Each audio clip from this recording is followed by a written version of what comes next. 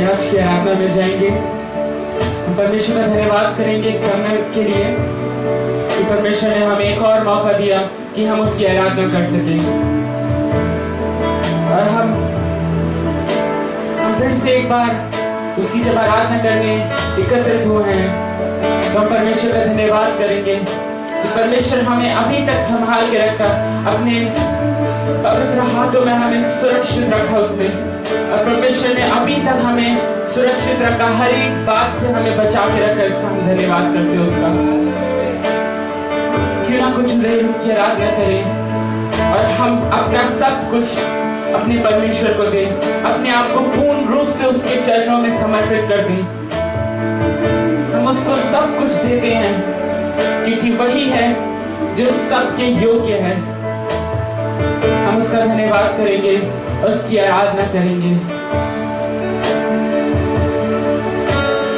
यीशु को मैं सब कुछ देता, सब कुछ करता हूँ कुर्बान, जीऊंगा मैं रोज मसीह में, उस पर रखूंगा ईमान। सब मैं देता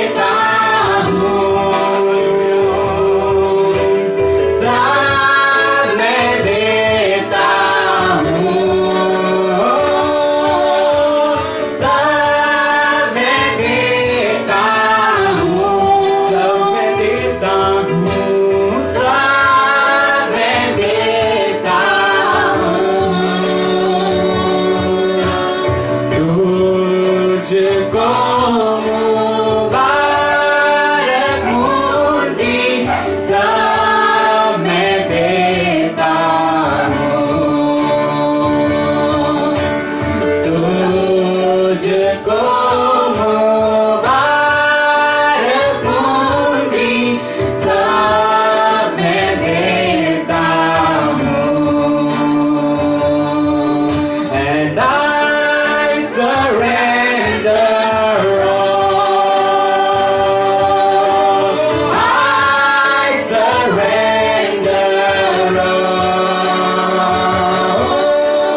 I surrender all. I surrender all. I surrender all. Oh, to thee, my blessed Savior, I surrender all. Oh, to thee, my blessed Savior, I surrender all. All to Jesus I surrender, all to Him I freely give.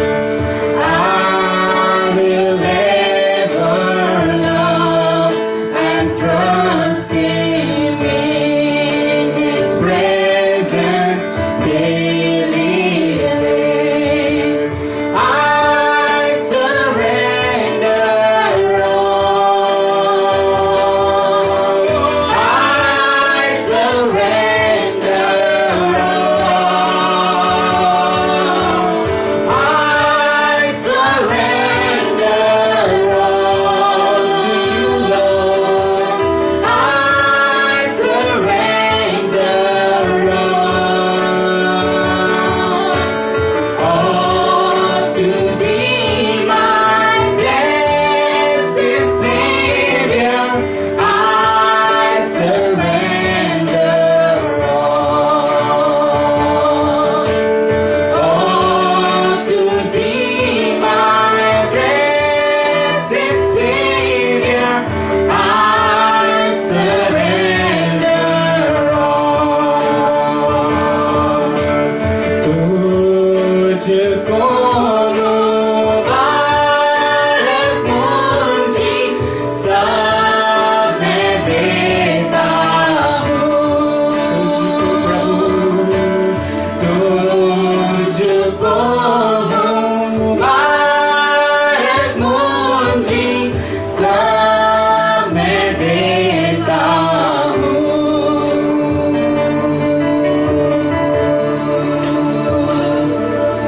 धन्यवाद धन्यवाद धन्यवाद धन्यवाद परमेश्वर, हम आपका धन्यवाद देते हैं प्रभु।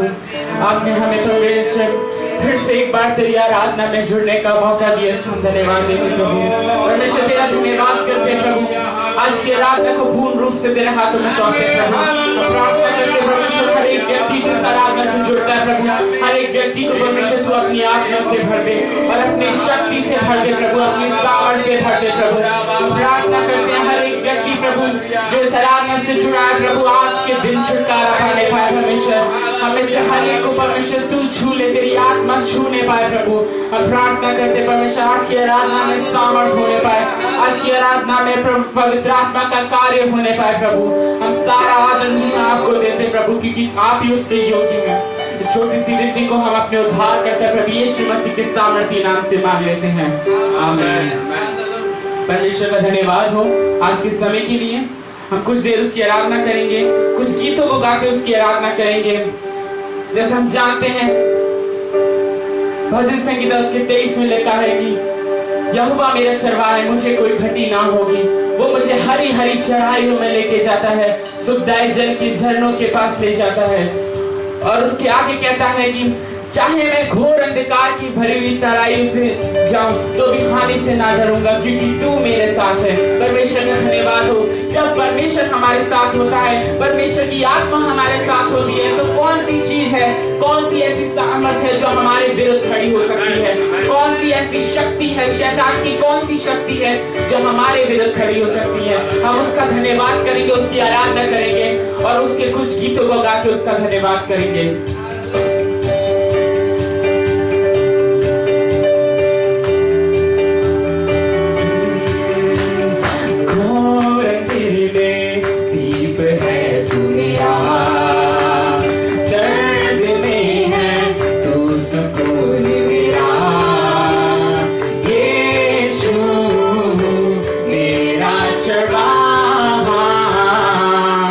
रात में दिन में भी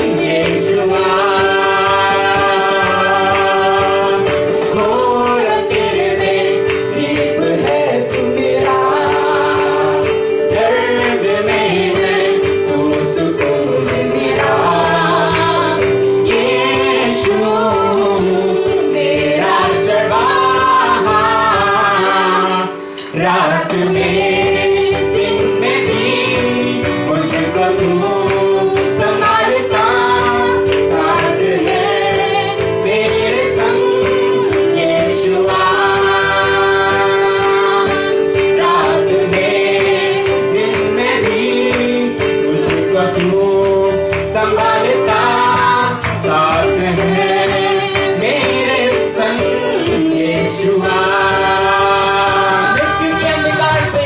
मृत्यु के अंधकार से मैं जो जाता था, प्रभु यीशु करुणा से तसल्ली मुझे दी है। मृत्यु के अंधकार से मैं जो जाता था, प्रभु यीशु करुणा से तसल्ली मुझे दी है। यहोवा मेरा कोई घटी मुझे नहीं है, हरी चराइयों में मुझे से चराता वो है। यहोवा चरवाहा मेरा कोई घटी मुझे नहीं है, हरी चराइयों में मुझे से चराता वो है। शत्रुओं के सामने देश को बिठाता है, प्रभु ने जो तैयार की मेरा मगन है। शत्रुओं के सामने देश को बिठाता है, प्रभु ने जो तैयार की मेरा मगन है। यहोवा चरवाहा मेरा कोई घटी मुझे नहीं है, हरी चराइयों में मुझे से चराता वो है। यहोवा चरवाहा मेरा कोई घटी मुझे नहीं है, हरी चराइयों में मुझे से चराता वो है। शत्रुओं के सामने मेज को बिछाता है, प्रभु ने जो तैयार की मेरा मगन है। शत्रुओं के सामने मेज को बिछाता है, प्रभु ने जो तैयार की मेरा मगन है। यहोवा चरवाहा मेरा कोई घटी मुझे नहीं है, हरी चराइयों में मुझे से चराता वो है। यहोवा चरवाहा मेरा कोई घटी मुझे नहीं है, हरी चराइयों में मुझे से चराता वो है। सिर पर वो तेल माला है, अभिषेक मुझे किया है, दिल मेरा भर गया है और उमड़ भी रहा है। सिर पर वो तेल माला है, अभिषेक मुझे किया है, दिल मेरा भर गया है और उमड़ भी रहा है। यहोवा चरवाहा मेरा कोई घटी मुझे नहीं है, हरी चराइयों में मुझे से चराता वो है।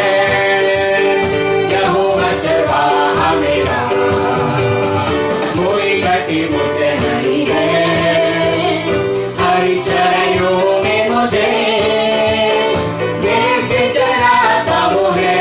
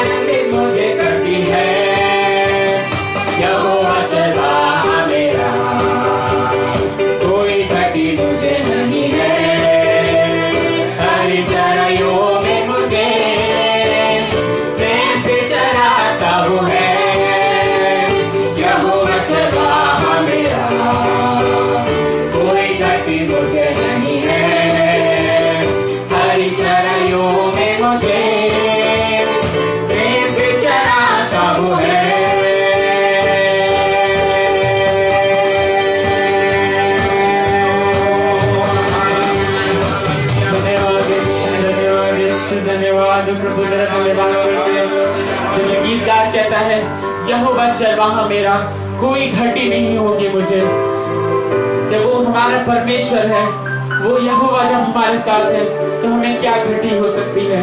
वो हमें हरी हरी चढ़ाइयों में लेके जाता है, चाहे घोर अंधकार की तराइयां क्यों ना हो, कभी हमको कोई हानि ना होगी, क्योंकि वो हमारे साथ है।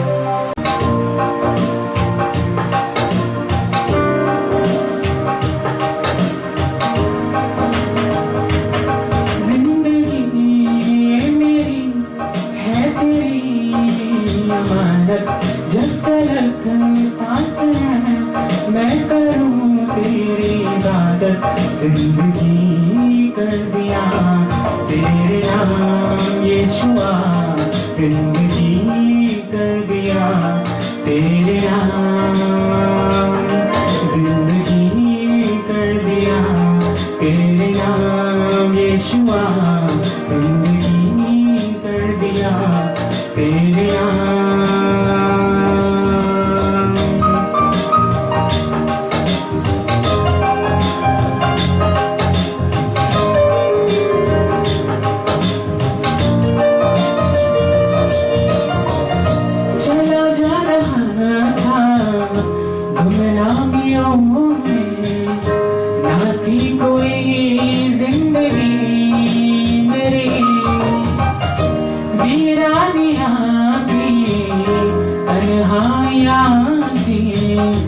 मुश्किल में थी जिंदगी मेरी, चला जा रहा था गुमनामियों में, ना थी कोई जिंदगी मेरी, वीरानियां थी तन्हाइयां थी, मुश्किल में थी जिंदगी मेरी, तू जो मिला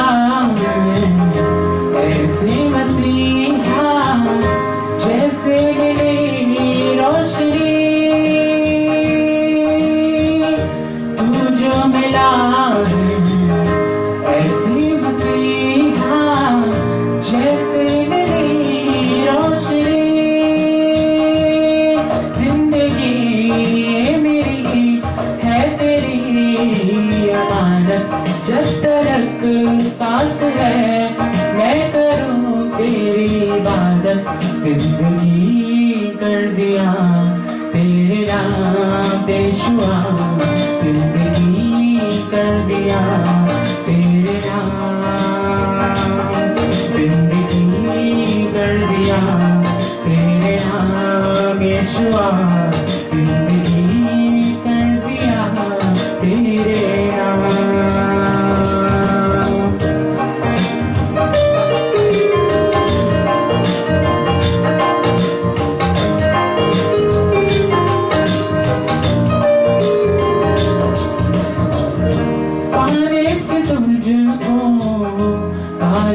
सब कुछ अब है न कोई कमी कमी, दिल भी है तेरा धड़कन भी तेरी, सांसें भी है अब तेरी बस तेरी, पाने से तुझको पा लिया सब कुछ, अब है न कोई कमी कभी, दिल भी है तेरा धड़कन भी तेरी, सांसें भी है अब तेरी बस तेरी, अब जो चल रहा हूँ तेरी दया है, तेरा रूप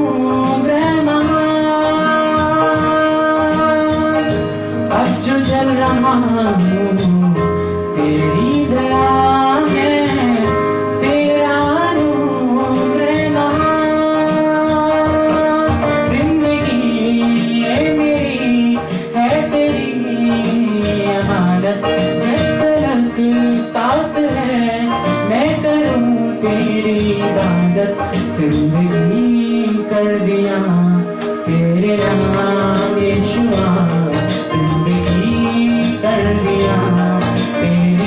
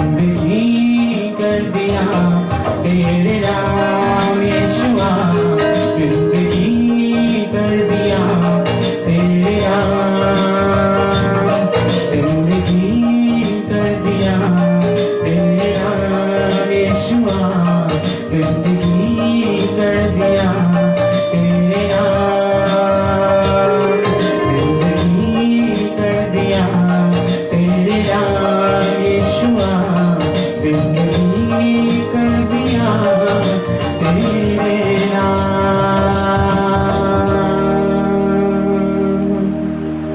यूहन्ना की सुसमाचार, यूहन्ना ने सुसमाचार उसका 1 अध्याय का 46 पद को पढ़े। 46 पद। नतनएल ने उससे कहा, क्या कोई अच्छी वस्तु भी नासरत से निकल सकती है?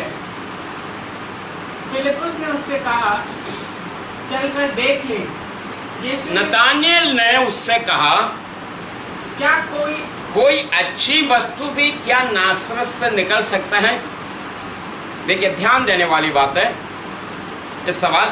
क्या कोई अच्छी वस्तु भी नासरत से निकल सकता है? इसका मतलब जो कुछ भी नासरत से जो निकल रहा था वो सब बुरी वस्तु है, बुरी चीज है। उस शब्द से मैं कहना चाहता हूं, मेरा जो समझ में आ रहा है, क्या कोई अच्छी वस्तु भी नासरत से निकल सकता है? इसका मतलब आज तक जो है नासरत से जो कुछ भी निकल रहा था सब कुछ बुरी चीज है, जो सब कुछ नकारात्मक।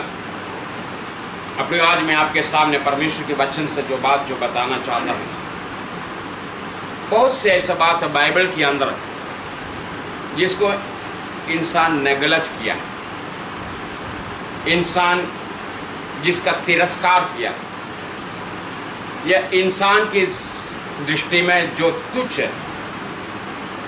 इंसान कहता है नहीं, यहां ये अच्छा कभी नहीं बन सकता है, या यहां से कोई अच्छी वस्तु नहीं आ सकता है, या ये किसी काम का नहीं है, इसके द्वारा कोई उपयोग नहीं है। इसी प्रकार से कई ऐसी बातें बाइबल के अंदर है जिसको परमेश्वर ने उपयोगी बनाया। हालेलुया, जिसको परमेश्वर ने उपयोगी बनाया। तो आज मैं आपको बताना चाहता हूं उस तिरस्कार की अब चीज है जिसके द्वारा परमेश्वर की महिमा हुआ। मनुष्य की दृष्टि में मनुष्य ने जिस बात को कहा ये किसी काम का नहीं है, वो परमेश्वर का दृष्टि में परमेश्वर ने उसको उपयोगी बनाया। मैं पुराना नियम की ओर जब जाएंगे, पुराना नियम में भी जो है कई ऐसा घटनाओं को हम देखते हैं। उससे पहले मैं यही भाग जो आपके सामने और भी जो है समझाना चाहता है क्या घटना क्या हुआ। ये उस समय की बात है जब यीशु मसीह सेवकाई शुरू किया। कई लोग यीशु मसीह के पास आए, तो यीशु के पास जो है कुछ चेले मतलब लोग यीशु के पास इकट्ठा हुआ, तो उसमें से कई लोग एक दूसरे को जाके बताने लगा, हमने मसीहा को पाया, हमने यीशु को पा लिया। तो इसी प्रकार से फिलिप्पुस भी नतानिएल के पास जाकर नतानिएल से बताता है, जिसके विषय में मूसा ने बताया, जिसके विषय में भविष्यवक्ताओं ने बताया, जिसके विषय में भजनों में जो वर्णन किया गया, उस व्यक्ति को हमने देखा है, उस व्यक्ति को हमने पाया है। और फिलिप्पुस कहता है ये और कोई नहीं है, ये नासरत का यूसुफ और मरियम का पुत्र यीशु है, जो नासरत का है। तो नतानिएल सवाल जो करता है, नतानिएल एक अच्छा प्रभु का भक्त है, जिसके विषय में आगे के भागों में जब आप पढ़ेंगे, आगे के आयतों को जब आप पढ़ेंगे, यीशु मसीह स्वयं बताता है, देखो एक वास्तविक इस्राएली जिसमें कोई कपट नहीं है। तो एक ऐसा व्यक्ति जिसके अंदर कोई कपट नहीं है, एक वास्तविक इस्राएली, वही व्यक्ति आज फिलिप्पुस से एक सवाल करता है, क्या नासरत से कोई अच्छी वस्तु भी आ सकते हैं या निकल सकता है? क्योंकि तुम कह रहे नासरत से मसीहा आया है, या नासरत से वो भविष्यवक्ता आया है जिसके विषय में मूसा ने वर्णन किया है, वो नासरत से आया है। तो ये फिलिप्पुस सवाल करता है, क्या हो सकता है नासरत से ऐसा कोई अच्छी वस्तु भी निकले? प्रियो, यही है यहां पर जो घटना, जो परमेश्वर का वचन हमारे सामने जो रखता है। तो आज मैं आपको जो बताना चाहता हूं, जैसा मैंने बताया, जिन वस्तुओं को मनुष्य ने नेगलेक्ट किया है, या मनुष्य के दृष्टि में जो तुच्छ है, मनुष्य के दृष्टि में जो बेकार है, प्रियो, उन वस्तुओं को, उन स्थानों को परमेश्वर बदल के अपनी महिमा का कार्य बना देता है। और ये कार्य हमारा परमेश्वर कर सकता है। तो प्रियो, आज परमेश्वर की आत्मा हमें से बहुतों का जीवन में ये कार्य करना चाहता है। हमें से बहुतों के परिवार में ये कार्य जो है प्रभु करना चाहता है। हमारा व्यक्तिगत जीवनों में प्रभु ये कार्य करना चाहता है। लेकिन जरूरी है हमें अपने आप को प्रभु के हाथ में समर्पित करें। जब हम पुराना नियम के ओर जब आएंगे,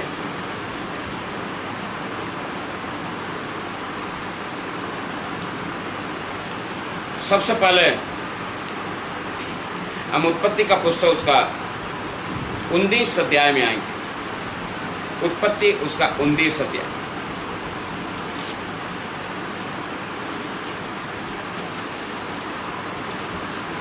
उन्नीस अध्याय का उसी का 31 पद से पढ़ो। जब यहोवा ने देखा कि लिया अप्रिय हुई, तब उसने उसकी कोख खोली, पर राहेल बांझ रही।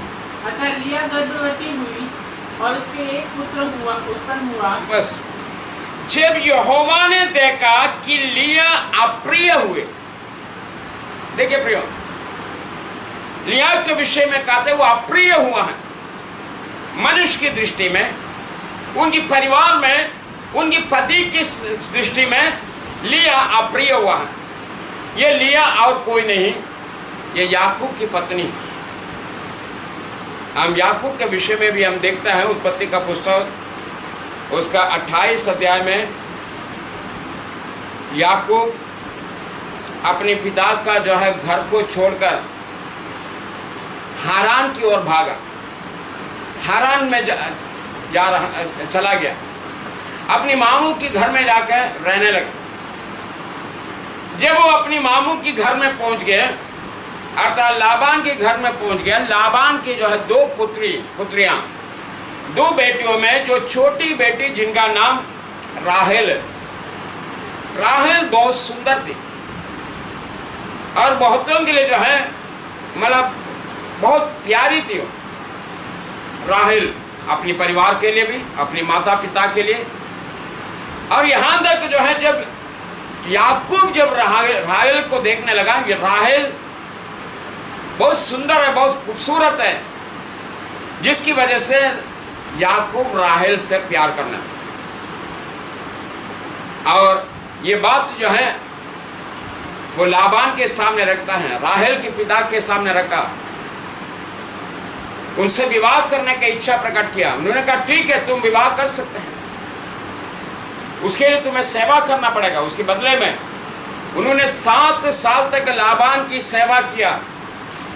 उसके बाद जब विवाह का समय हुआ तो जिस रात जो है उनकी पत्नी याकूब के पास पहुंचाया जाना था, तो परिवार वालों ने उनका बड़ी बेटी लिया को याकूब के पास पहुंचाया। लिया के विषय में परमेश्वर का वचन जो यहाँ पर उत्पत्ति का पुस्तक में आप जब देखते हैं, लिया जो है सुंदर नहीं थे और देखने के लायक नहीं थे, तो अप्रिय थे। शायद यही बात जो है लाबान भी सोचा होगा, वो सुंदर नहीं है, उनको विवाह करने के लिए उनको पत्नी बनाने वाला कोई नहीं है, या कोई इनसे विवाह नहीं कर सकता, शादी भी नहीं हो सकता है। यही वजह शायद हो सकता है लाबान रात में लिया को लेकर याकूब के पास पहुंचाया। याकूब को नहीं मालूम, ये राहेल है या लिया है, याकूब को नहीं मालूम। जब सुबह उठ के देखा तो याकूब ने देखा वो राहेल की जगह लिया है। तो मतलब धोखे से जो है लिया को पकड़ा है, जिसको याकूब नहीं चाह रहा था। मैं ये बात जो है जो आपके सामने इस प्रकार से जो कहने का कारण ये है, आप इस बात को समझें, लिया मनुष्य की दृष्टि में, परिवार के दृष्टि में, याकूब के दृष्टि में अप्रिय थे, और राहेल सुंदर होने के कारण बहुतों के लिए जो है वो उनकी दृष्टि में अच्छे लगते थे और बहुत से लोग उनको चाहते थे। यहां तक याकूब भी राहेल को ही चाहते थे। तो लेकिन प्रियो यहां पर परमेश्वर जो उनके जीवन में, राहेल के जीवन में, लिया के जीवन में जो कार्य करता है, वही यहां पर परमेश्वर का वचन में हम देखते हैं। पढ़े उसी भाग को पढ़ेंगे 29 अध्याय का, उसका 31 पद से फिर से पढ़ेंगे। जब यहोवा ने देखा, देखिए प्रियो, मनुष्य उनको देखता है, उनके लिए अप्रिय है, उनके लिए चाहने का योग्य नहीं है, उनको स्वीकार करने का योग्य नहीं है, उनको एक्सेप्ट करने का योग्य नहीं है, ये मनुष्य की दृष्टि में है। लेकिन प्रियो, जब यहोवा ने इस बात को देखा, लिया सबके दृष्टि में अप्रिय हुए हैं, कोई उनको नहीं चाहता है, जबकि उनका विवाह होने के बाद भी उनका पति याकूब भी उनको जो है प्यार नहीं कर रहे हैं। जैसे पत्नी को प्यार देना चाहिए, वो प्यार याकूब की तरफ से भी उनको नहीं मिल रहे, वो अप्रिय है। इस बात को परमेश्वर ने देखा तो परमेश्वर वहां पर कार्य करने लगा। हालेलुया। तो प्रियो, वहां पर परमेश्वर कार्य करता है। यह है प्रियो हमारा परमेश्वर। जब बहुत से चीजों को त्याग देता है, बहुत से चीजों को दुनिया जब तिरस्कार करता है, परमेश्वर के दया उन पर प्रकट होता है। तो प्रियो, आज फिर से परमेश्वर को उपस्थिति में जब बैठा है, हम परमेश्वर को धन्यवाद देना चाहिए। हमारा परमेश्वर वही परमेश्वर है, बहुत से त्यागी भी चीजों पर अपने दया प्रकट किया है, या त्यागा हुए लोगों पर परमेश्वर ने अपनी दया प्रकट किया है। तो प्रियो, आज हम परमेश्वर को उपस्थिति में जो बैठा है, मैं फिर से आपको याद दिलाना चाहता है, हमारी कोई भी योग्यता नहीं, हमारी योग्यता हमें परमेश्वर का संतान नहीं बना सकता है, हमारा बुद्धि हमें परमेश्वर का संतान नहीं बना सकता है। हमसे भी कितने योग्य लोग इस संसार के अंदर हैं, बड़े बुद्धिमान लोग इस संसार में हैं, बड़े धनवान लोग इस संसार में हैं, लायक लोग इस संसार में हैं। लेकिन प्रियो, इनमें से किसी के भी वो पर परमेश्वर की दया प्रकट नहीं हुआ है। लेकिन आज हम परमेश्वर को धन्यवाद दे सकता है, मेरा परमेश्वर की दया मुझ पर प्रकट हुआ है। हालेलुया। परमेश्वर की अनुग्रह मुझ पर प्रकट हुआ है। परमेश्वर को यह अच्छा लगा हमें अपना बनाए। तो यहां पर परमेश्वर क्या करता है, लिया पर अपनी अनुग्रह प्रकट करता है, लिया पर जो है अपनी दया प्रकट करता है। लिया का जो है कोख को परमेश्वर ने खोल दिया, जबकि सबके लिए जो प्रिय है, याकूब के लिए बहुत अधिक चाहने वाली राहेल के विषय में क्या देखते हैं, पढ़े पढ़े उसी बात को। पर राहेल बांझ रहे। प्रियो, एक बात जो है मैं आपके सामने जो रखना चाहता हूं,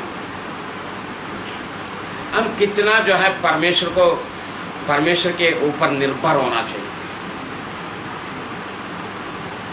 आज दुनिया जो है जिस बात के लिए जो घमंड करता है, दुनिया के पास बहुत कुछ है घमंड करने के लिए। शायद उनका क्वालिफिकेशन हो सकता है, उनकी डिग्रियां हो सकता है, उनकी पदवी हो सकता है, उनकी धन हो सकता है। ये सारे बातें जिस पर दुनिया घमंड करता है। लेकिन प्रियो, कई ऐसी चीज है, कई ऐसे लोग हैं जो इनमें से कुछ भी उनके पास नहीं है। यहां तक मैं अपने आप को, हम सब अपने आप को जब देखता है, हमें से बहुतों के पास जो है ये सारे योग्यता नहीं है। लेकिन आज हम एक जीवदेव परमेश्वर को उपस्थिति में बैठा है, हमारे पास एक नाम है, वो नाम है हम परमेश्वर का बेटा और बेटियां हैं। हालेलुया, हम परमेश्वर का बेटा और बेटियां हैं। तो देखिए यहाँ पर परमेश्वर का वचन क्या करता है, पर राहेल बांझ रहे। परमेश्वर का वचन कहता है जिसको चाहे परमेश्वर सिंहासन में बैठा सकता है, जिसको चाहे परमेश्वर सिंहासन से नीचे भी उतार सकता है। तो हमेशा हमें परमेश्वर की कृपा के लिए निर्भर होने की जरूरत है। तो ये पहला जो व्यक्ति है जो तिरस्कृता, जो त्यागा हुआ, जिसको परमेश्वर जो है अनुग्रह का पात्र बना देता है, परमेश्वर का स्तुति। दूसरा एक और बात है मैं आपके सामने रखना चाहता हूं, निर्गमन का पुस्तक उसका व्यवस्था विवरण का पुस्तक 23 अध्याय का 3 पद को पढ़ें। व्यवस्था विवरण 23 अध्याय 3 पद। कोई अम्मोनी या मोआबी यहोवा की सभा में ना आने पाए, उसकी 10वीं पीढ़ी तक का कोई यहोवा की सभा में कभी ना आने पाए। इस कारण से कि जब तुम मिस्र से निकलकर आते थे, तब उन्होंने अन्न जल लेकर मार्ग में तुमसे भेंट नहीं की। और देखिए यहाँ पर परमेश्वर का वचन में एक बात, 3 पद में परमेश्वर का दास मूसा के द्वारा जो व्यवस्था जो दिया जाता है, ये व्यवस्था विवरण। व्यवस्था विवरण में मूसा क्या कहता है, 3 पद है, कोई अमोनी या मोवाबी, ध्यान दें, अमोनी या मोवाबी। आपको मालूम है ये अमोनी और मोवाबी कौन है? ये 2 पुत्र हैं, अमोनी और मोवाब, ये 2 पुत्र हैं। ये लूत का पुत्र संतान है, लूत का पुत्र। मैं उस बात को जो मैं सामने नहीं रखना चाहता, अर्थात आप उस बात को पढ़े, उत्पत्ति का पुस्तक, वहां पर लिखा लूत की बेटियों से उनके पिता के द्वारा जो पुत्र उत्पन्न हुआ, मोवाबी और अमोनी। तो जो बहुत घिनौने तरीके से जो बच्चे उत्पन्न हुआ है वही है मोवाबी और अमोनी। और यहाँ पर आज परमेश्वर का दास मूसा क्या कहता है, इस मोवाबी और अमोनियों का 10वीं पीढ़ी भी परमेश्वर का भवन के अंदर प्रवेश ना करने पाए। तो आज जो है मैं सुबह एक सवाल में अपनी पत्नी के सामने रखा। मैंने पूछा ये व्यवस्था किसने दिया था, परमेश्वर ने दिया था या मूसा ने दिया? क्योंकि यहाँ पर वचन जब व्यवस्था की बात है, व्यवस्था परमेश्वर की ओर से मूसा को दिया है, मूसा को मिला, मूसा इस्राएलियों को दिया है। लेकिन ये माना जाता है व्यवस्था मूसा के द्वारा दिया गया। यीशु मसीह भी जो इस बात को कहता है व्यवस्था मूसा के द्वारा आए।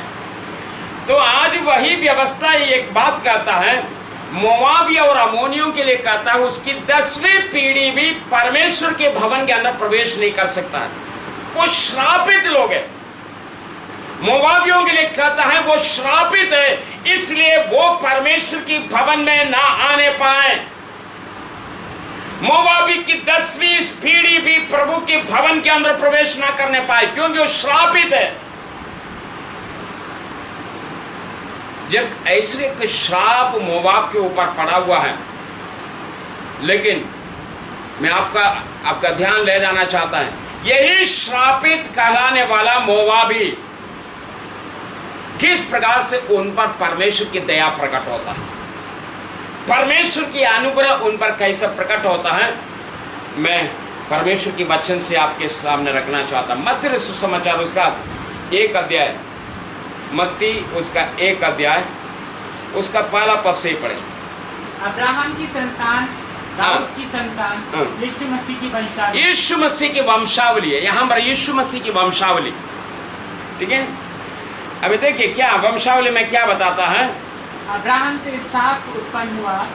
देखिए कई बार हम लोग वंशावली जब पढ़ता तो हम लोग को अच्छा नहीं लगता, अरे उसका पुत्र ये, उसका पुत्र उसके द्वारा ये जन्मा, उसके द्वारा ये जन्मा, ये पढ़ना कई लोगों को अच्छा नहीं लगता। लेकिन देखिए कैसे पढ़, यहाँ पर परमेश्वर के अनुग्रह इस वंशावली के अंदर है। देखिए अब्राहम से इसहाक उत्पन्न हुआ, अब्राहम से इसहाक उत्पन्न हुए, इसहाक से याकूब उत्पन्न हुआ, इसहाक से याकूब, याकूब से यहूदा, याकूब से यहूदा, और उसके भाई उत्पन्न हुए। उसके भाई उत्पन्न हुए। यहूदा और तामार से फिरीस और हाँ। जोरा उत्पन्न हुए। फिरीस से हिस्रोन उत्पन्न हुआ, और हिस्रोन से एराम उत्पन्न हुआ। एराम से अमीनादाब उत्पन्न हुआ, अमीनादाब से नहशोन उत्पन्न हुआ, नहशोन से सलमोन उत्पन्न हुआ। हाँ, ध्यान देना, अभी यहाँ से आपको ध्यान देना। सलमोन से राहाब उत्पन्न, राहाब से बोअज उत्पन्न हुआ। सलमोन से सलमोन और राहाब से बोअज राहाब, उत्पन्न हुआ। सलमोन और राहाब से बोअज उत्पन्न हुआ, और बोअज और रूत से ओबेद उत्पन्न बोअज हुआ। और रूत से ओबेद उत्पन्न हुआ, और ओबेद से यिशै उत्पन्न हुआ। ओबेद से ईशे उत्पन्न हुआ, और यिशै से दाऊद राजा उत्पन्न हुआ। ईशे से दाऊद राजा उत्पन्न हुआ है। ठीक है, ईशे से दाऊद राजा उत्पन्न हुआ। अभी पहला पद में क्या लिखा? अब्राहम की संतान, दाऊद की संतान, यीशु की वंशावली। तो हम यीशु की वंशावली को देख रहे। तो हम यहाँ से आगे की ओर जो है दाऊद की जो है संतान से जो है किस प्रकार से यीशु मसीह की वंशावली, यीशु तक जो है वंशावली कैसे पहुंचता है, ये मत्ती सुसमाचार बताता है। देखिए, मैंने आपके जो बात जो बताया, व्यवस्था विवरण 23 अध्याय 3 पद में कहता है, मोआबी और अमोनी की 10वीं पीढ़ी भी परमेश्वर का भवन में प्रवेश न करने पाए। वो श्रापित लोग हैं, वो श्रापित है, इसकी वजह से वो जो है वो परमेश्वर के भवन में प्रवेश ना होने पाए। लेकिन यहां पर एक नाम जो आता है, उसी का 5वां पद, मत्ती 1 अध्याय का 5वां पद। सलमोन और राहब से बोअज उत्पन्न हुआ। सलमोन और राहब से बोअज उत्पन्न हुआ। बोअज और रूत से ओबेद उत्पन्न हुआ। बोअज और रूत से, ध्यान देना, रूत, बोअज और रूत से ओबेद उत्पन्न हुआ। ये ओबेद जो है दाऊद का दादा है, दाऊद का दादा। तो दाऊद की दादा जिससे उत्पन्न हुआ ओबेद, दाऊद की अर्थात दाऊद की दादा की माँ या परदादी, या ओबेद की माँ वो कौन है? वो रूत थी। अब इसी रूत के विषय में हम परमेश्वर के वचन पुराना नियम के अंदर आएंगे। रूत की पुस्तक उसका पहला अध्याय, रूत की पुस्तक उसका पहला अध्याय में है। ये रूत कौन है? जिन दिनों में न्यायी लोग न्याय करते थे, उन दिनों में देश में अकाल पड़ा। तब यहूदा के बैतलहम का एक पुरुष अपनी स्त्री और दोनों पुत्रों को संग लेकर मोआब देश के परदेशी होकर रहने के लिए चला। यहाँ मिलकर जिन दिनों में न्याय लोग न्याय करते थे, उन दिनों में देश में अकाल पड़ा। तब यहूदा के बैतलहम का एक पुरुष अपनी स्त्री और दोनों पुत्रों को संग लेकर मोआब के देश में परदेशी होकर रहने के लिए चला। उस पुरुष का नाम एलीमेलेक और उसकी पत्नी का नाम नवोमी और उसके 2 बेटों का नाम महलोन और खिलियोन थे। ये एप्राती थे, अर्थात यहूदा के बैतलहम के रहने वाले थे। वे मोआब देश में आकर वहां रहे। ठीक है, तो ये एलीमेलेक अपनी पत्नी नवोमी को लेकर, एलीमेलेक नाम जो है, जो एप्राती या बैतलहम का रहने वाला जो व्यक्ति अपनी पत्नी नवोमी को लेकर मोआब देश में चले जाता। उनका 2 बेटे महलोन और खिलियोन, उनका 2 पुत्र थे। अपने दोनों पुत्रों को भी लेकर वहां मर गया। और 3 पद पढ़ेंगे। और नवोमी का पति एलीमेलेक मर गया। और नवोमी का पति एलीमेलेक मर गया। और नवोमी और उसके दोनों पुत्र रह गए। नवोमी और उनके दोनों पुत्र रह गए और उन्होंने एक एक मोआबिन स्त्रियों से विवाह कर लिया। उन्होंने एक एक मोआबिन स्त्रियों से विवाह कर लिया। एक का नाम औरपा और दूसरी का नाम रूत। अर्थात महलोन और किलियोन, एलिमेलेक का या नवोमी का जो दो बेटे हैं, वो दोनों बेटों का नाम महलोन और किलियोन। ये दोनों ने एक एक मोआबिन स्त्रियों को ब्याह लिया, अपनी पत्नियां बनाया। और उसके बाद आगे उसका नाम, एक का नाम औरपा और दूसरे के नाम रूत। तो देखिए यही है रूत। तो ध्यान देना, रूत कौन है? वो मोआबी स्त्री है। जबकि परमेश्वर की व्यवस्था के अनुसार व्यवस्था विवरण 23 अध्याय का 3 पद कहता है मोआबी लोग श्रापित है, वो परमेश्वर के भवन के अंदर प्रवेश करने के लायक लोग नहीं है, या उनको स्वीकार करने के लिए वो योग्य नहीं है। वो श्रापित होने के कारण परमेश्वर का लोग भी उनको स्वीकार नहीं कर सकता है। लेकिन प्रियो, यही वही मोआबी जो है, मोआबी कहलाने वाला या श्रापित कहने वाला, ये मोआबी लोगों में से रूत, उन मोआबी स्त्रियों में से जो है, लोगों में से जो रूत जिनका नाम है। तो प्रियो, जब यीशु मसीह की वंशावली हम देखता है, वो यीशु मसीह की वंशावली में हम देख सकता है। हालेलुया। वो यीशु मसीह की वंशावली में आ जाता है। जो व्यक्ति परमेश्वर के भवन के अंदर प्रवेश नहीं कर सकता है, वो कहां पर प्रवेश किया? हमारा उद्धार करता प्रभु यीशु मसीह की वंशावली में प्रवेश करता है। हालेलुया। क्या धन्यवाद दे सकता है उस परमेश्वर को। तो प्रियो, यह है परमेश्वर का अनुग्रह, यह है परमेश्वर की दया, यह है परमेश्वर की कृपा। कई बार दुनिया जो है नियम लगाता है, कई बार नियम ठहराता है, ये अयोग्य है, ये इस लायक नहीं, इनके लिए ये पाबंदी है। लेकिन प्रियो, जब परमेश्वर की दया किसी पर प्रकट होता है, दुनिया की तरफ से जितना भी जो बाधा है, जितना भी पाबंदियां लगाया है, वो सब कुछ परमेश्वर तोड़ देता है। हालेलुया। परमेश्वर तोड़कर उसको अपना लेता है। Praise the Lord. हालेलुया। प्रियो, यह है हमारा परमेश्वर, जिसको दुनिया नेगलेक्ट करता है, जिसको दुनिया तिरस्कार करता है, उसको स्वीकार करने वाला, उस पर दया दृष्टि करने वाला परमेश्वर है, हमारा और आपका परमेश्वर है। वो परमेश्वर कोई भी स्थिति को बदल सकता है। मैं फिर आपको बताना चाहता हूं, रूत या मोआबी लोग जो है श्रापित कहलाने वाला लोग, ये मोआबी लोग जो परमेश्वर के लोगों के निकट आ नहीं सकता है, परमेश्वर का लोग उनको अपना नहीं सकता है। लेकिन प्रियो, जब परमेश्वर की दया उन पर प्रकट होता है, परमेश्वर ने उनको अपना लिया और अपना पुत्र का जो है वंशावली में उनको जोड़ देता है। अर्थात दाऊद का परदादी बन जाते हैं। परमेश्वर का स्तुति। तो कई बार, जैसा हमने शुरुआत का जो वचन जो पढ़ा है, कई बार दुनिया कहता है क्या कोई अच्छी वस्तु वहां से आ सकता है? क्या ये अच्छा कार्य कर सकता है? ये किसी लायक है? क्या इसके द्वारा ये काम हो सकता है? क्या परमेश्वर के अनुग्रह के योग्य है ये? इसी प्रकार से दुनिया सवाल करता है। लेकिन प्रियो, मैं फिर परमेश्वर का वचन से कहना चाहता हूं, हमारा परमेश्वर की दया है, हर परिस्थिति को बदल सकता है। हालेलुया। भजन संहिता की पुस्तक में आएंगे। एक अगली बात, भजन संहिता का पुस्तक, परमेश्वर कैसे परिस्थितियों को बदलता है। भजन संहिता उसका 113 अध्याय का 9 पद को पढ़िए। भजन संहिता 113 अध्याय का 9 पद।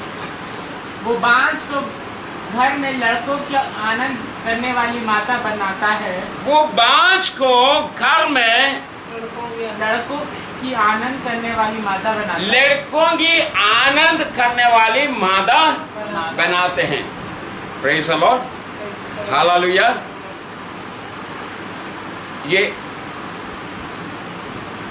कोई एक ऐसे समय था, बांझ जब कहते हैं, बांझ वही है जिनके पास कोई आशा नहीं, जिनके पास कोई उम्मीद नहीं है।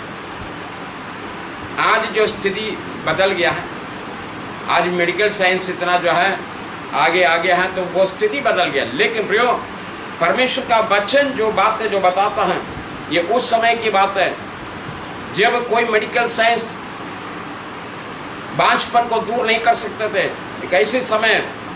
लेकिन परमेश्वर एक प्रतिज्ञा देता है। क्या प्रतिज्ञा देता है? बांझ के विषय में कहता है बांझ जो है बहुत से लड़कों की माता बन सकता है, या लड़कों के कारण आनंदित होने वाला एक मां बन सकता है। ये बात उस समय के लोगों को अगर कहा जाए, लोग कहेंगे असंभव है, ये हो नहीं सकता है। जब बांझ के विषय में जो है, यदि आप पुरानी जमाने के कई रीति रिवाज या ट्रेडिशन या अंधविश्वासों को जब देखता है, कोई व्यक्ति बाहर जब निकलता है कहीं यात्रा करने के लिए, घर से बाहर निकलते हैं तो सामने कोई बांझ स्त्री को देख लिया तो फिर वो यात्रा नहीं करेंगे, तो वहां से वापस हो जाता है।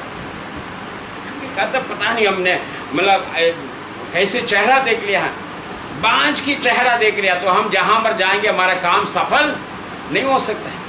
यही विचारधारा है। मतलब बांझ को बहुत जो है तुच्छ दृष्टि से देखने वाला जमाना। हम परमेश्वर के वचन के अंदर पहला शमूएल के अंदर जब आएंगे तो वहां उधर भी हम देखते हैं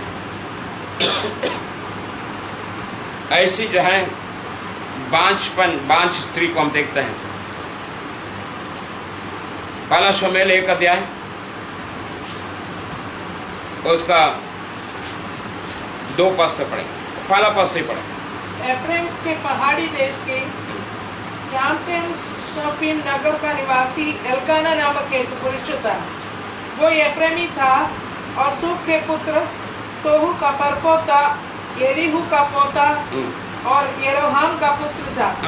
उसकी 2 पत्नियां थी। उसकी 2 पत्नियां थे। एक का नाम हन्ना, दूसरी का नाम पनिन्ना था। पनिन्ना के तो बालक हुए, परंतु हन्ना का एल्काना नाम पुरुष का 2 पत्नियां, उसमें से एक का नाम हन्ना और दूसरे का नाम पनिन्ना। और पनिन्ना का तो बालक हुए,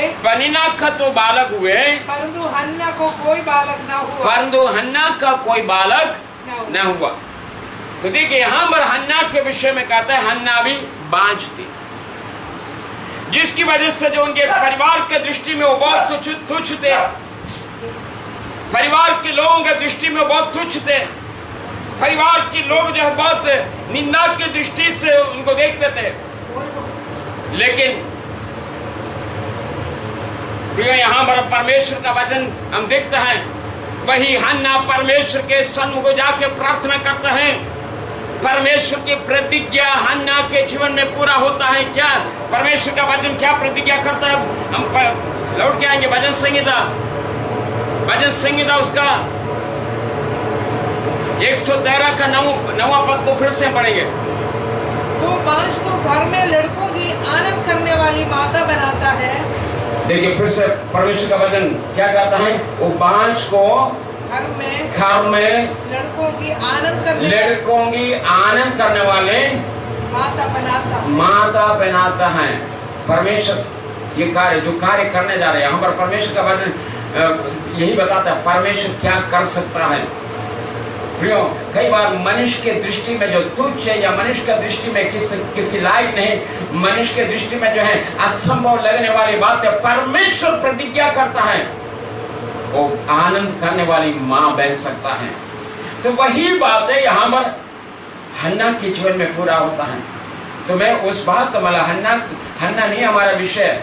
हमारा विषय यह है जो तिरस्कार किया हुआ वस्तु या तिरस्कृत वस्तु या मनुष्य जो कहते हैं असंभव है या मुश्किल है, उसको कैसे परमेश्वर संभव कर सकता है, या परमेश्वर उसको लायक बना सकता है, या कैसे परमेश्वर को आशीषित बना सकता है, या कैसे परमेश्वर जो तुच्छ या बेकार कहने वाला चीजों को, देश को, वस्तु को अच्छा बना सकता है। यही परमेश्वर का वचन हमें सिखाना चाहता है। परमेश्वर का क्या नासरत से कोई अच्छा वस्तु भी निकल सकता है? यही सवाल है। कोई अच्छा वस्तु भी निकल सकता है? और दुनिया की दृष्टि में नासरत जो है एकदम त्यागा हुआ, बहुत बेकार या तुच्छ या कोई मनुष्य की दृष्टि में उसका कोई मूल्य नहीं, कोई नाम नहीं है, एक ऐसा जगह है। लेकिन प्रियो, परमेश्वर कैसा उस स्थान को आशीषित करता है, परमेश्वर का वचन हमें सिखाता है। यह हमारा हन्ना जो है बांझ स्त्री की जो है जीवन बदलता है। परमेश्वर बांझपन को बदल के आशीषित बना देता है परमेश्वर का। अब हम मीका की पुस्तक में आएंगे। मीका की पुस्तक उसका 2 अध्याय का 5 पद।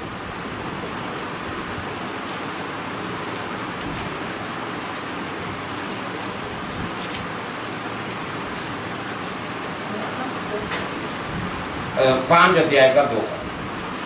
5 अध्याय का 2 पद। हे बैतलहम, हे बैतलहम एफ्राता, एफ्राता, यदि तू ऐसा छोटा है, यदि तू ऐसा छोटा है कि यहूदा की हजारों में गिना नहीं जाता, यहूदा के हजारों में भी तू गिना नहीं जाता है, तो भी तुझ में से। देखिए यहाँ पर भी एक ऐसी जो है जगह के विषय में, बैतलहम के विषय में कहता है, वो मनुष्य का दृष्टि में कोई जो है गिनती नहीं है, या यहूदा के हजारों गांव या शहर या बस्ती, उसमें कोई स्थान जो है बैतलहम का नहीं है, उसका कोई नाम नहीं है, कोई मूल्य नहीं है। मनुष्य कहते क्या है, हम तो जानते भी नहीं, शायद बैतलहम का नाम भी जो है कई लोग नहीं जानता होगा, लेकिन यहां पर परमेश्वर एक प्रतिज्ञा करता है। क्या है, क्या कहता है? यदि तू ऐसा छोटा है कि यहूदा की हजारों में गिना नहीं जाता, यहूदा के हजारों में गिना नहीं जाता है, तो भी तुझ में से हाँ, मेरे लिए एक पुरुष निकलेगा, तो भी तुझ में से मेरे लिए एक पुरुष निकलेगा। हालेलुया। तो प्रियो, और कोई नहीं, हमारा प्रभु यीशु मसीह जो बैतलहम में जो जन्म लिया, हम जानते हैं आज बैतलहम मूल्यवान हो गया। आज बैतलहम जहां हमारा हजारों लाखों लोग जाते हैं दर्शन करने के लिए, उस स्थान में जाता है, जबकि एक ऐसी समय था उसका कोई कीमत नहीं था, कोई मूल्य नहीं था, कोई पूछता नहीं था। तो कहने का मतलब जो नेगलेक्टेड या त्यागा हुआ, तिरस्कृत, जिसको परमेश्वर बदल के मूल्यवान बनाया है। Praise the Lord, hallelujah. और अंत में मैं आपके सामने वही बात है जो यूहन्ना की जो है सुसमाचार से हमने जो पढ़ा है, वही बात को एक बार और पढ़वाना चाहता हूं। 1 अध्याय, यूहन्ना 1 अध्याय का उसका 45 पद से।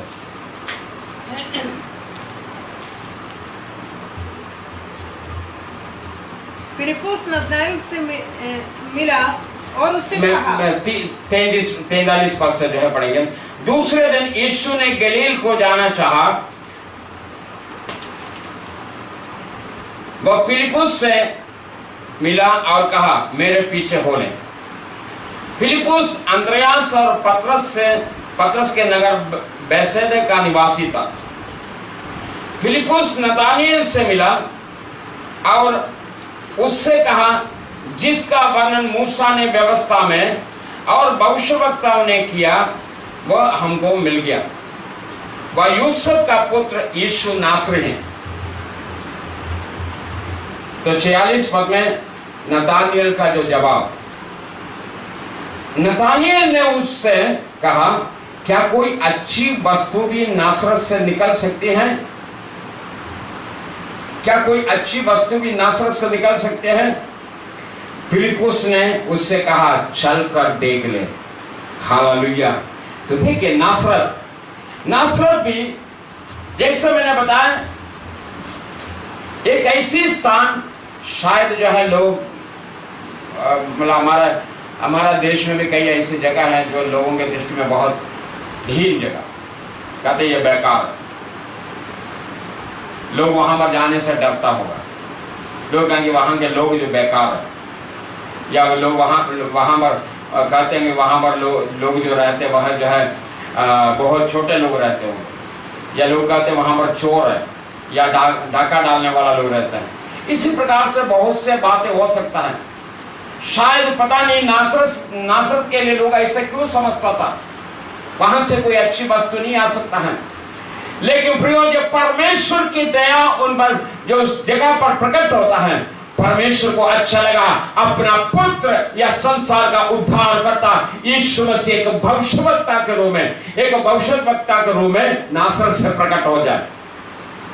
जबकि लोग जो है यीशु मसीह जो है यरूशलेम में आकर जो है सेवा करने लगा, यरूशलेम में उपदेश देने लगा, तो भी काफी ऐसा लोग है इस बात को कहने लगा, नहीं, नासरत से तो कोई अच्छी वस्तु नहीं आ सकता है, मसीहा कभी नासरत से आ नहीं सकता है। हम जानते हैं ना मसीहा कहां से है, वो नासरत से कभी हो नहीं सकता है। लेकिन प्रियो, परमेश्वर को अच्छा लगा, भले यीशु मसीह जो बैतलहम का जो है निवासी है, यीशु मसीह का जन्म बैतलहम में हुआ है, लेकिन वो नासरत में रहने वाला था।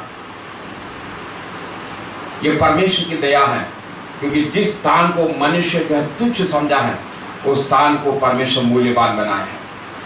तो आज मैं आपके सामने जो बात जो बताना चाहता प्रियो, ये सब हमारा परमेश्वर के हाथ में है। परमेश्वर जब चाहे जिसको ऊपर उठाना चाहे वो ऊपर उठा सकता है। परमेश्वर जिसको घमंडियों को नीचे गिरा देता है, जो अहंकार से जो बोलता है उसको नीचे गिरा देता है, जो सिंहासन में बैठकर जो घमंड करता है उसको सिंहासन से उतार देता है। परमेश्वर का वचन हम इस बात को सिखाता है। दानियल का पुस्तक में हम देख सकते हैं ऐसे ऐसे राजा महाराजा लोग, केवल दानियल के पुस्तक नहीं, इतिहास में हम देखते हैं। दानियल के पुस्तक का एक उदाहरण है, नेबूकदनेस्सर राजा वही है जिन्होंने अहंकार किया है, जिन्होंने कहा यह मेरा अपनी धन, मेरा अपनी बल, मेरा अपनी शक्ति, मेरी अपनी बुद्धि से मैंने इस नगर को बसाया है। परमेश्वर ने कहा इसको काट के फेंक दे, उतार दिया, सिंहासन से नीचे उतार दिया। वो 7 साल तक जो आज तक जो है सिंहासन में रहकर जो अहंकार करता था, घमंड करता था, आज सिंहासन से उतर गया। वो जंगलों में घूमने फिरने लगा, पशु के समान, बैल के समान वो घास चरने लगा। तो प्रियो, ये कार्य परमेश्वर कर सकता है, लेकिन सेम समय में मैं आपको बताना चाहता हूं, परमेश्वर वही परमेश्वर है जो त्यागा हुआ वस्तुओं को उठाकर महिमा का कारण बना देता है। हालेलुया। तो आज शायद आपके सामने भी यही सवाल होगा। कई बार जो है आपके लिए भी शायद लोग सवाल करता होगा, या आपके परिवार के लिए भी शायद हो सकता है लोग सवाल करता है, या आपके बच्चों के लिए कभी लोग सवाल करता है, क्या ये अच्छा हो सकता है, क्या ये कभी सुधर सकता है, क्या ये कभी कोई काम कर सकता है, ये कभी किसी लायक बन सकता है। तो ये दुनिया के दृष्टि में है, ये दुनिया की सवाल है। दुनिया मोहर लगा देता है, ये किसी काम का नहीं है, मोहर दुनिया मोहर लगा देता है। लेकिन आज मैं आपको बताना चाहता हूं, उस परमेश्वर पर भरोसा रखे, सब कुछ बदलने का सामर्थ्य जो रखता है, वो परमेश्वर जो सब कुछ बदलने का सामर्थ्य रखता है। क्या नासरत से कोई अच्छा वस्तु आ सकता है? यदि दुनिया का तो नहीं आ सकता है, लेकिन मेरा परमेश्वर उस स्थान से अच्छी वस्तु को ला सकता है।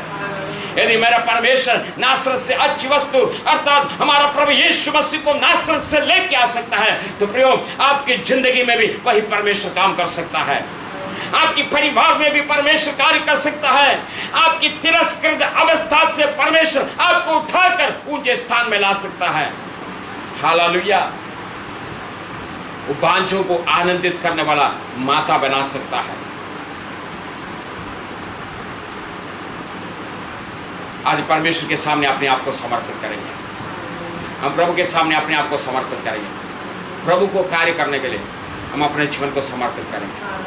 Thank you Jesus, hallelujah. धन्यवाद देते परमेश्वर। इस समय हम प्रार्थना करने जा रहे हैं।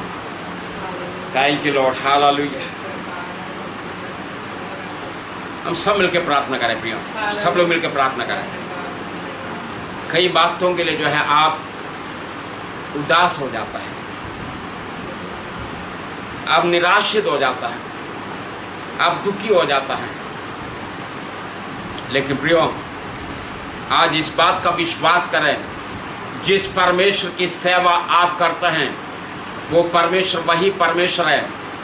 नासरत जो दुनिया के दृष्टि में या यहूदियों का दृष्टि में जहां से कोई अच्छी वस्तु आने का जगह नहीं है, उसी स्थान से भविष्यवक्ता यीशु को लेके आया है। उसी स्थान से उद्धारकर्ता यीशु को लेके आए हैं। उसी जगह से परमेश्वर का पुत्र यीशु को प्रकट करता है। हालेलुया। वही परमेश्वर आपका जीवन में भी कार्य कर सकता है, वही परमेश्वर आपकी जिंदगी में कार्य कर सकता है। Hallelujah.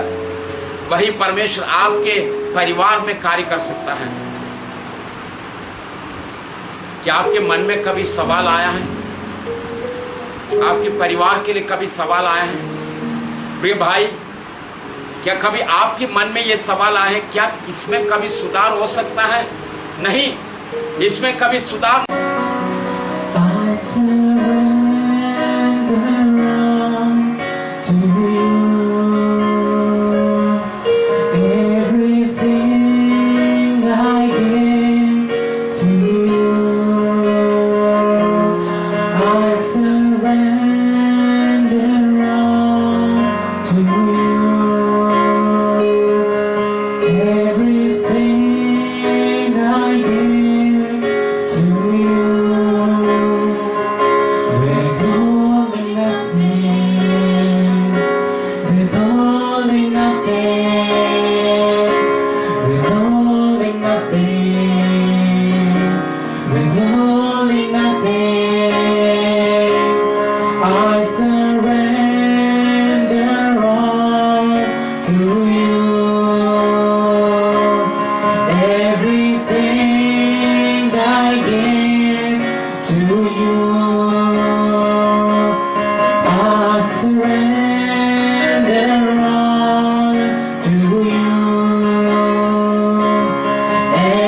Everything I give to you. कुछ ना छुपा के, कुछ ना छुपा के, कुछ ना छुपा के, कुछ ना छुपा के, समर्पण करता हूँ तुझे। Hallelujah, hallelujah. पिताजी, हम आपको धन्यवाद देते हुए फिर से आपके सन्मुख आता परमेश्वर धन्यवाद देते हैं।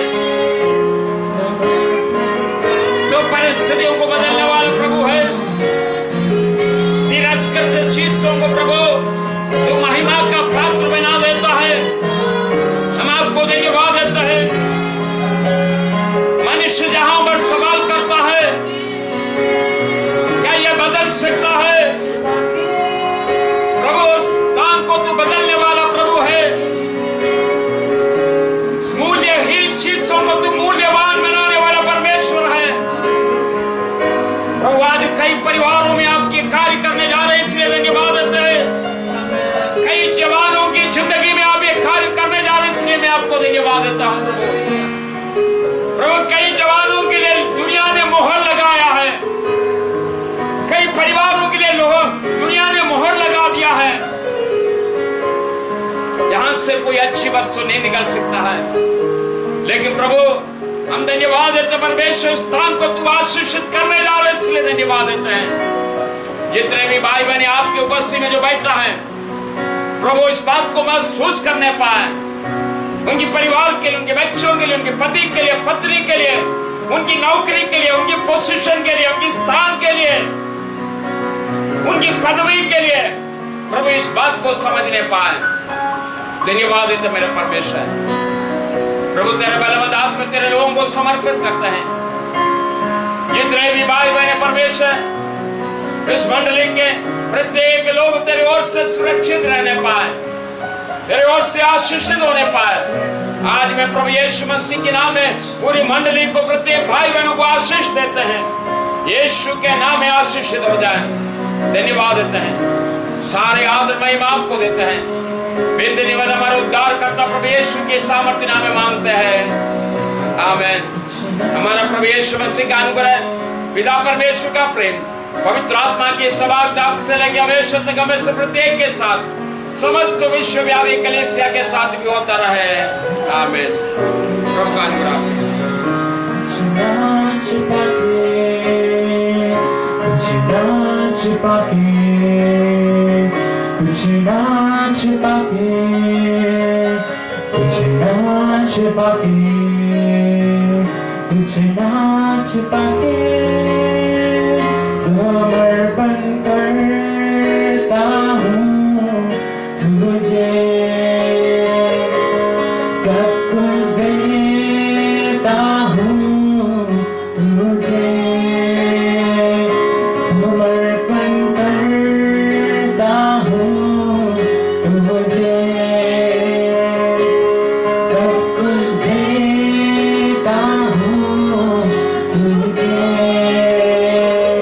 कुछ ना छुपा के, कुछ ना छुपा